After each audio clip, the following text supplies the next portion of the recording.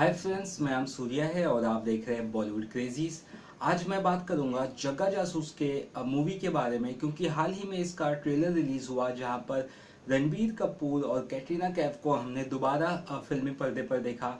इसके पहले ये दोनों जन अगर आपने ध्यान दिया होगा तो अजब प्रेम की गजब कहानी मूवी में जो आए थे साथ में, उसके बाद राजनीति मूवी में भी ये साथ में नजर आए थे।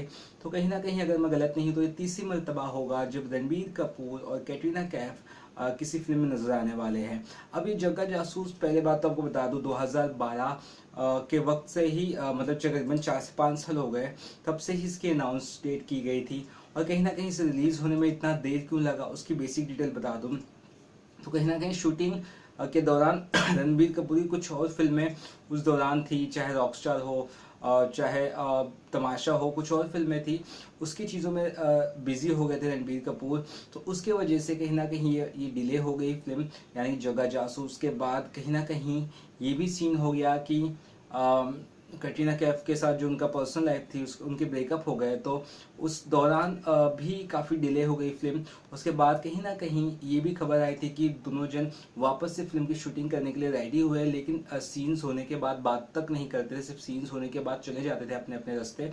कुछ इस तरह का माहौल था।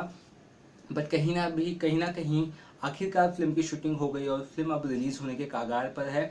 फिल्म का ट्रेलर मैंने देखा है। फिल्म सबसे बता दो, पहले बता दो, फिल्म जो रिलीज होगी वो 7 अप्रैल को रिलीज होगी 2017 में।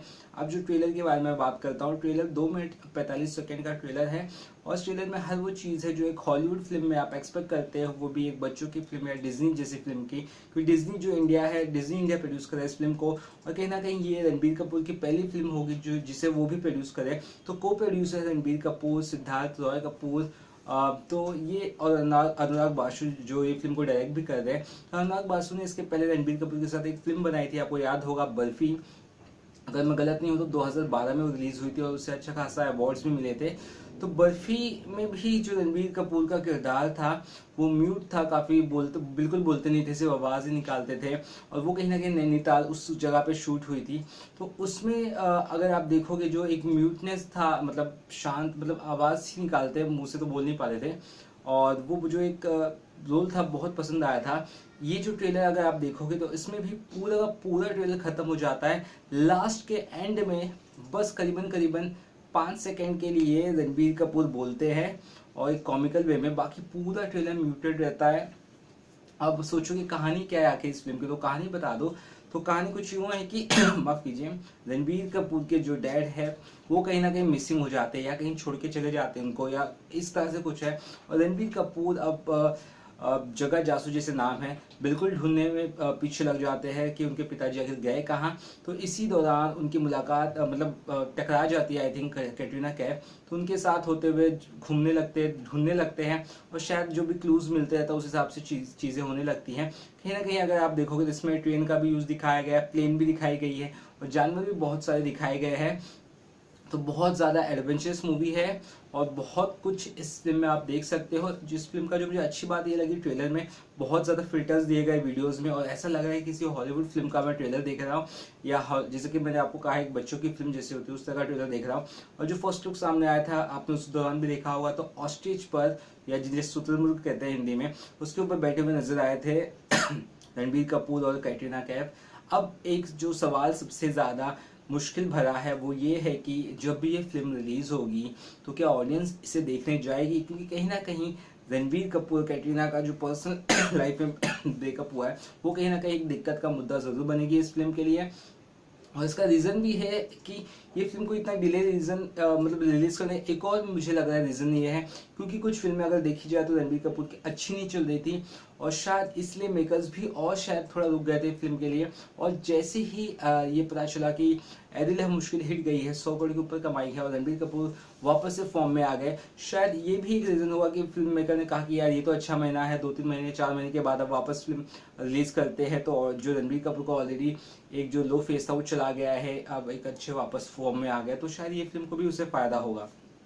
तो बहुत कुछ हो सकता है डिपेंड, क्योंकि कहीं ना कहीं रणबीर कपूर भी प्रोड्यूसर है, तो ऑफकोर्स उन्होंने ज़रूर ये आइडिया ज़रूर दिया होगा और कहीं ना कहीं ये फिल्म भी अच्छी चलेगी, इतना तो गारंटी है, क्योंकि रणबीर कपूर की फिल्में अक्सर अच्छी ही होती हैं कैटरीना के कैफ के साथ अगर आपको उन्हें देखना है, आई थिंक आखिरी मर्तबा शायद होगा तो होगा, यानी या तो और भी देखने को मिला वो अलग बात है, बट ये एक अच्छा मौका है और कॉमेडी फिल्म लग रही है। तो ये ट्रेलर मुझे पसंद आया है। बहुत सारे आपको क्या चीज़ें बता, क्योंकि डायलॉग से ज़्यादा कुछ बोले नहीं, जब सीन्स ही है बहुत सारे और एक बच्चे का रोल निभा रहे ऐसा कुछ लग रहा है।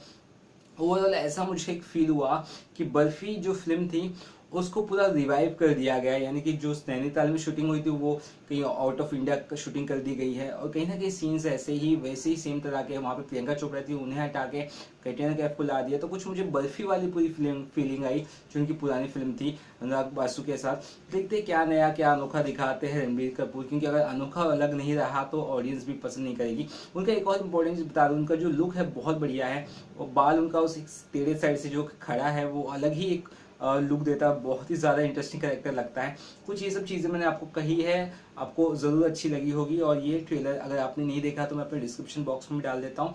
मुझे तो ये ट्रेलर बहुत ही ज़्यादा एक्साइट किया, लेकिन वो चीज़ सीन मुझे अभी तक नहीं समझ में आया कि शुतुरमुर्ग पर दोनों कैसे बैठ के भागते हैं, वो मुझे काफ़ी ज़्यादा फिक्शनल लगा, नकली लगा। तो कुछ चीज़ें ऑफकोर्स फिल्म में मुझे लग रही है कि काफ़ी ज़्यादा फेक है, मतलब विजुअल इतनी स्ट्रॉन्ग नहीं है, मतलब वीएफएक्स की बात कर रहा हूँ यहाँ पे मैं, उस तरह से स्ट्रॉन्ग नहीं, बट कहीं ना कहीं हम उम्मीद कर सकते हैं फिल्म एक अच्छी जाएगी। 7 अप्रैल को रिलीज होने वाली है। आप कितने एक्साइटेड है इस फिल्म के लिए? सर ट्रेलर आपको कैसा लगा मुझे जरूर बताइएगा। मैं अगर रेटिंग देने के मामले में अगर ट्रेलर को आऊँ तो 5 में से मैं 3 स्टार जरूर दूंगा। चलिए कुछ और बॉलीवुड खबरें पता चली तो आपको जरूर बताता रहूँगा। तब तक के लिए बाय बाय।